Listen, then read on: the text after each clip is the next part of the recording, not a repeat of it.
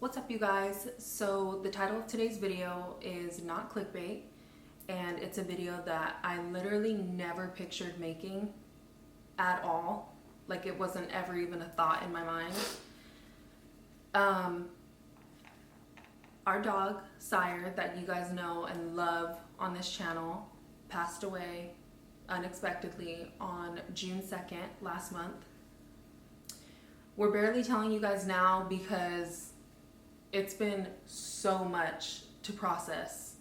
Devontae had a day off. He was, I think you were in your second phase still of FTO or your third phase? Yeah, so I think he was in the beginning of his third phase of his field training to become a police officer. So obviously he's excited, he's finishing that up and whatever.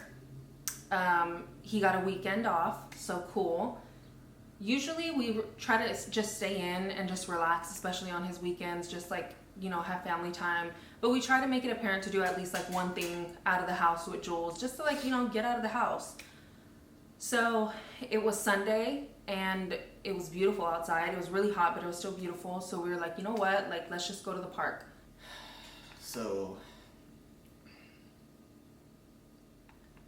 we get to Woodward Park and we all get out of the car. Anicia's mom's with us, Jules is with us, Sire's in the back.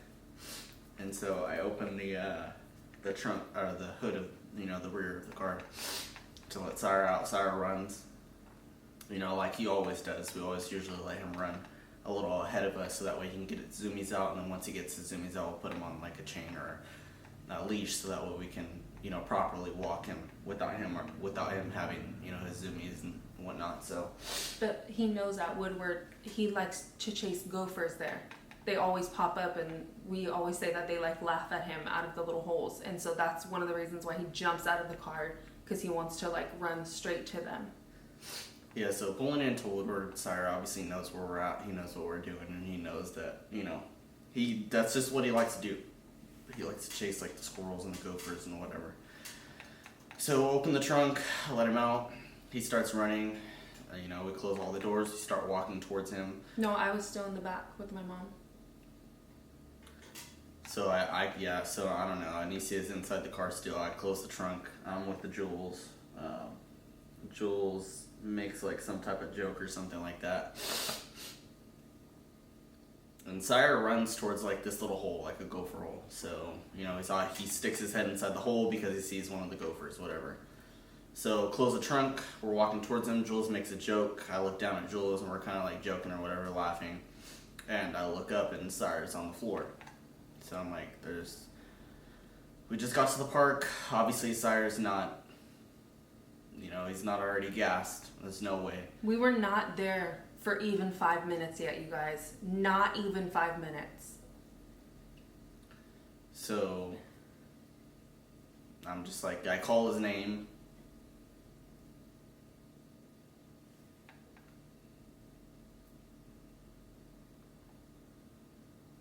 So I hear Devontae calling Sire. Well, he called him, I think, like twice. And I was grabbing something out of the trunk, and I'm like talking to my mom about I don't even know what.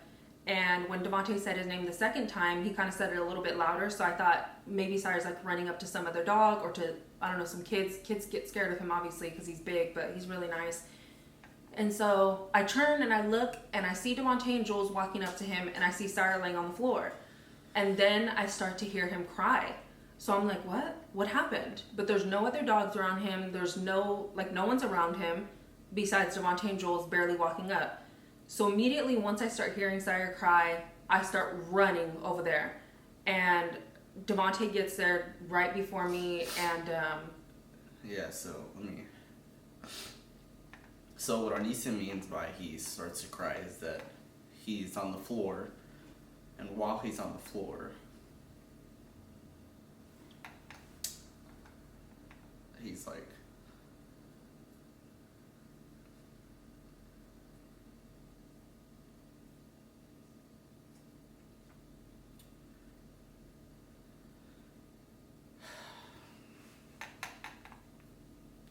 yelping and like convulsing.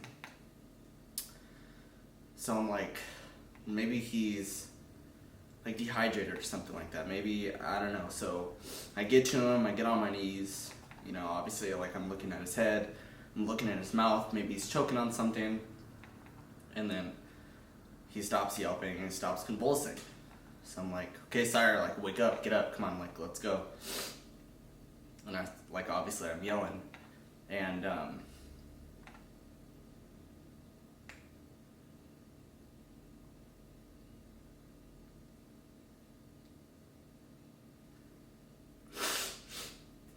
so I start to feel his spine, because maybe I'm thinking, because Sire has this tendency to, when he runs towards gopher holes, like he'll kind of trip. Yeah. And so I'm thinking, like, what if something happened to his spine? So I start, you know, feeling his back's okay. I'm like, okay, everything feels intact, everything feels normal. Start feeling his neck it felt okay to me, but I just didn't know what to think. I was, you know, thinking so many different things. So I'm like, the best thing I could do right now is to just do CPR. So this guy comes up running behind me. I think his name is Mike. He asked if Sire needed water. Yeah, so he asked if Sire needed water, and I'm telling him, I don't know. He just dropped on the floor. He started convulsing and yelping. So he's like, start doing compressions. So I start doing compressions. He starts offering Sire rescue breaths. Sire is completely non-responsive. I'm opening up his eye.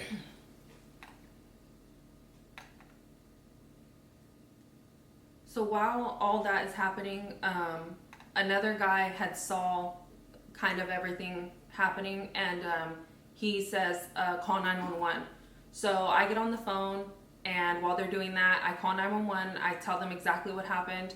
The lady basically tells me they can't do anything for me, and she says, I can give you the number to the emergency vet, and that's about it. So I say, okay. Then I get on the phone, and I start calling the emergency vet. As I'm doing that, Devontae and this guy are working on Sire. I'm waiting for the emergency vet to answer, and my mom, keep in mind, Juliet is right there. She's seen everything. She heard Sire, she's seen Sire, everything. So while all this is happening, my mom has Juliet on like a little bench, probably like over there, and Jules is screaming Sire's name and saying like, no, like what's happening? And I will never get those screams out of my head, ever.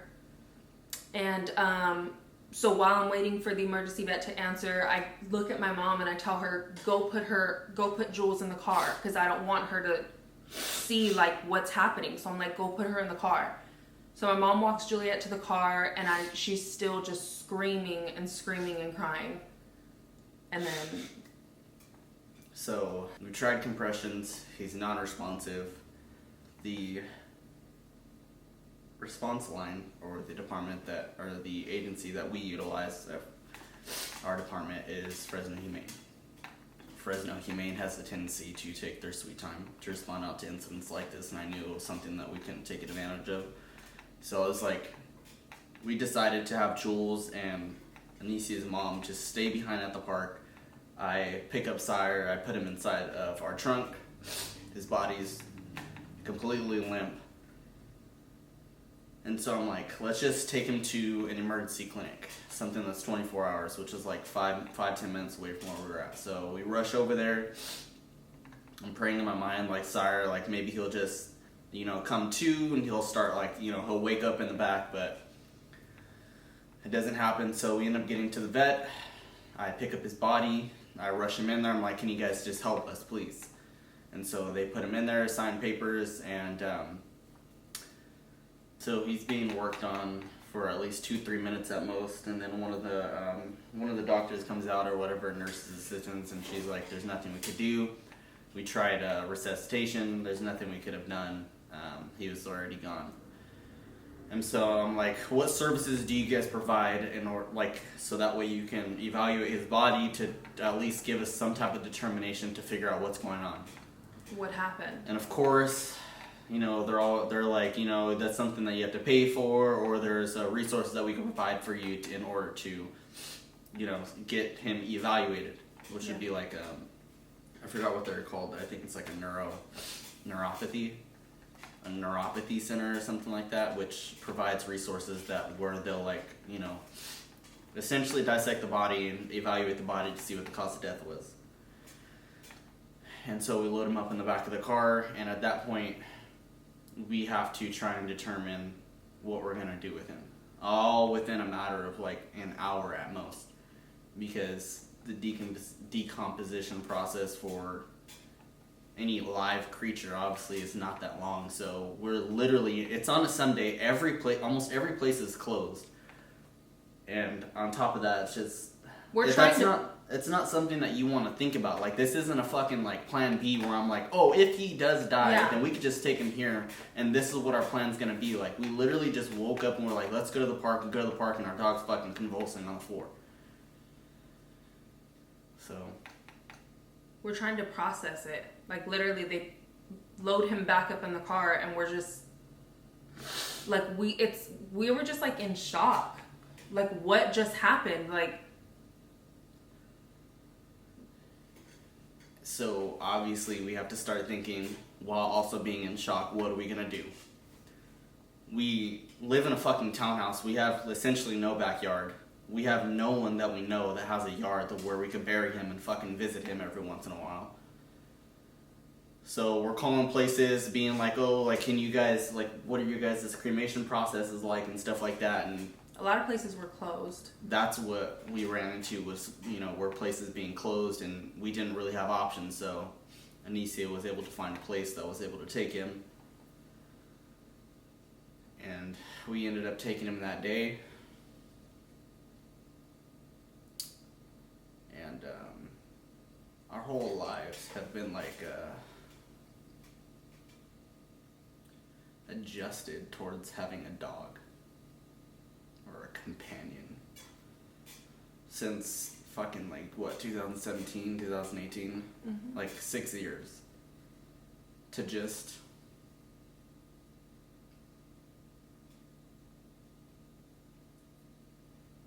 it was really hard for me because I never like grew up with a dog that like I had for a long time, and it was my own dog, and like I bonded with it. I never had an animal that I really bonded with as a child, as an adult, nothing until Sire. Sire was, me and him literally fought every single day. Like, that was literally my first son, my baby boy, but we fought like brother and sister every single day. And so going from that every day and messing around and everything to just nothing. Like, obviously, yeah, it's us in the house and whatever, but like there's no Sire. It was such like a shock, and it still is. It's still a shock. We dropped Sire off at a crematorium on the day that he passed away of June, and we barely picked up his ashes yesterday. So his ashes were done and ready for pickup maybe like 3 days or 4 days after we dropped him off, and I guess we kind of we never really addressed it. Like, we never had a full conversation in regards to why we weren't like picking up his ashes. We just never picked up his ashes just because I guess the moment that we picked up his ashes was the moment that we would have had to accept it. That's it. So, essentially all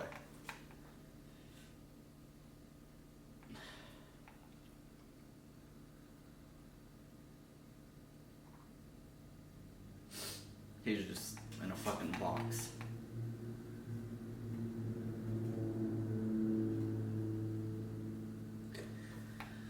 So, a couple days after Sire's passing,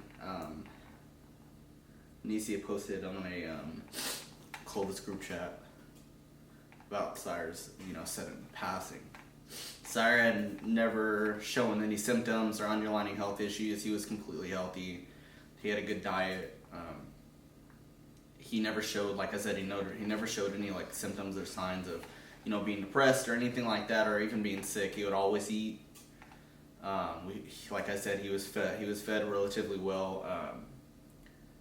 But Anicia posted something on the close group chat, essentially talking about his experience with, his passing, and then multiple people started commenting on her post, essentially saying that they've gone through the same exact experience where their dog, specifically a Doberman, had suddenly just passed, just dropped, doing what they like to do, whether it may have been running in their front yard or their backyard, Going for a walk, and they just suddenly collapse, start convulsing, and just pass within a matter of like a minute and 30 seconds. And so in those posts, people started talking about what's called dilated cardiomyopathy, which in short terms is the enlargement of the heart, or sudden heart failure. And that's kind of something that we've stuck with. Obviously with an animal's passing, or even any live creature's passing, you only have such a limited amount of time in regards to what you can do. Like, we couldn't hold on to him. It was a Sunday. We couldn't hold on to him until like a Monday or a Tuesday because everything was, processing so fast. So we had to make a decision like almost immediately within, a matter of hours. So the neuropathy or getting him evaluated was not an option for us. So we are now left with, okay, maybe he just passed due to the enlargement of his heart. But we don't know. We would never know exactly why or how he passed. And we still have his stuff behind us, his clothes and his Collar.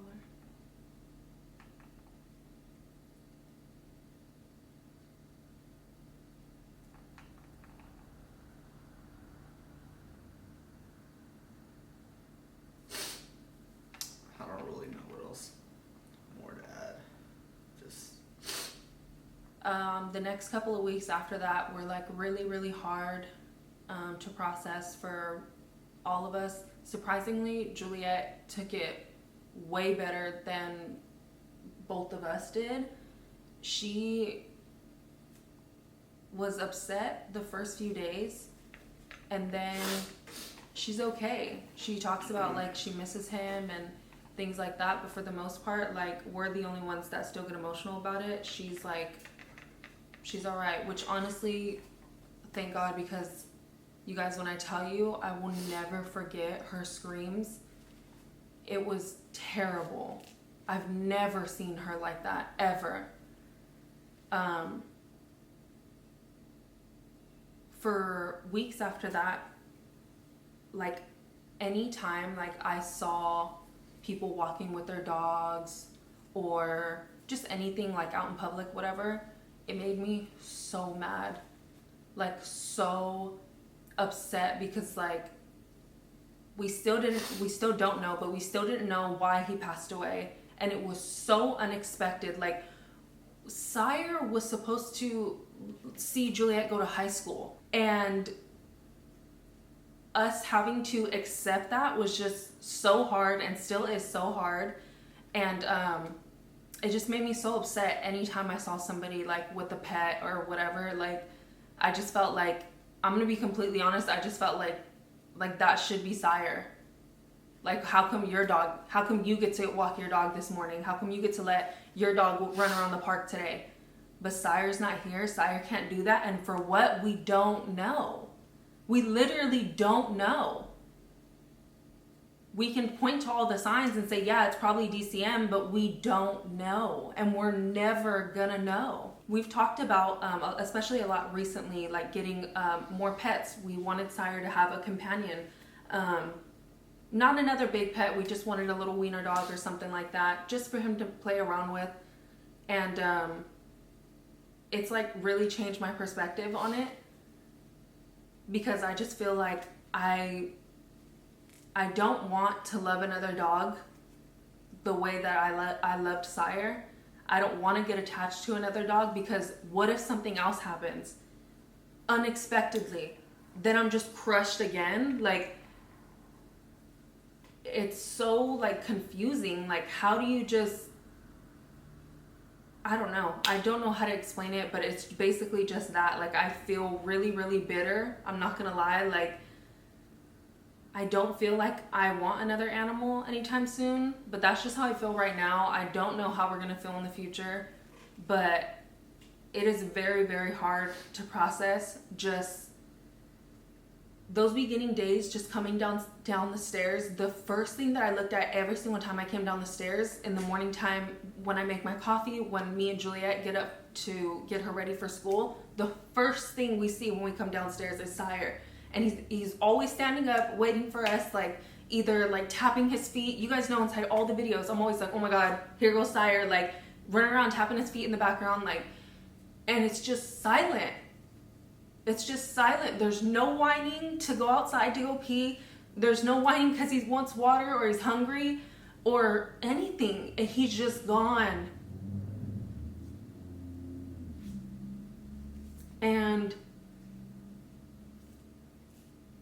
it's just been really, really hard to process. But those first few weeks were terrible. Just crying every day. Couldn't listen to any sad songs. Couldn't look at people with dogs, like nothing. And I think now, a little over a month later, it's just getting to a point where I'm just like, I don't feel like I've accepted it. I just feel annoyed. Like, just annoyed with it. Like,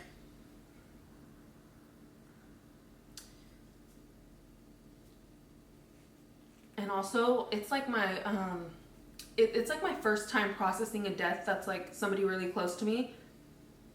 I know how some people feel. Believe me, I was one of those people who anytime I saw somebody like so upset that their animal died or whatever it was, I was one of those people that would be like, it's an animal, okay? You guys are, you know what I mean? Oh my God, I'm so sorry. Because now I know your pain and it is so, so bad. Like, I would not wish this on anyone. Like, it just gives a whole new perspective of like, really how much our animals alter our lives. Like, genuinely it does. And it sucks so bad when they're not here anymore. Especially because he had nothing wrong with him. He was happy every single day. Even on days where we were too lazy to take him out on a walk and he was just running around our house all day, like just being whatever. He was happy with that. Like, it's also like little things that, like we barely started doing. Like barely last week, I wiped off, like fully cleaned my sliding door right here, the back door. The bottom portion of it was like super dirty all the time because on the inside and the outside, because Sire was at that level, like his nose and obviously his wet nose and his slobber was just always all over it. And just like cleaning off the door and just seeing that the door is clean now, like I hate it. And I washed my carpet beginning of this week, or maybe it was last week. His hair isn't on it anymore. I washed the couch. His hair isn't on the couch anymore. It's like those things that I used to get so irritated about. Like, oh, his hair is all over our bed. His hair is all over the couch. It's in my socks. It's on my shoes. Like everything. It's like, I just want him back. And I just feel so bad because I just feel like I'm like erasing him when I clean the baseboards. Or when I vacuum and I see his hair.